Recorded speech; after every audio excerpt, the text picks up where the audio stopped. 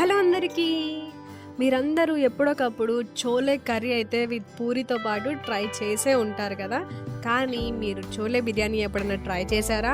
So ఇవాళ మా అమ్మ మీ అందరి కోసం సింపుల్గా అయిపోయి టేస్టీగా ఉండే చోలే బిర్యానీ చేసిందనమాట. రెసిపీ ఎలా చేసిందో చూసేద్దాం. ముందుగా మనం కొద్దిగా ఆయిల్ నెయ్యి వేసుకొని హీట్ అయినాక అందులో బిర్యానీ మసాలా వేసుకొని ఫ్రై చేసుకోవాలి. ఆ తర్వాత ఉల్లిపాయ పచ్చిమిర్చి వేసుకొని కొద్దిగా ఉల్లిపాయ మగ్గిన తర్వాత అందులో టమాటో, కొత్తిమీర, పుదీనా వేసుకొని ఒక 5 to 10 minutes పాటు ఉడికించుకోవాలి.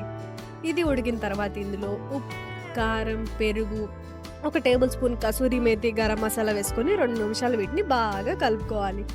ఈ లోపల మీరు టైం వేస్ట్ చేయకుండా వీడియోని లైక్ చేయండి, ఛానల్ని సబ్స్క్రైబ్ చేసుకోండి. అలాగే రెసిపీ ఎలా అనిపించిందో కామెంట్ సెక్షన్లో కామెంట్ చేయడం మాత్రం అస్సలు మర్చిపోకండి.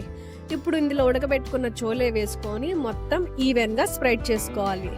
ఇందులో మనం ఉడకబెట్టుకున్న రైస్ని ఈవెన్గా స్ప్రెడ్ చేసుకొని పైన కొద్దిగా నెయ్యి వేసుకొని మూత పెట్టి ఒక 10 to 15 minutes పాటు ఉడికించుకున్న తర్వాత మూత తీసి కింద నుంచి మనం మంచిగా కలుపుకుంటే ఎంతో టేస్టీగా ఉండే చోలే బిర్యానీ రెడీ.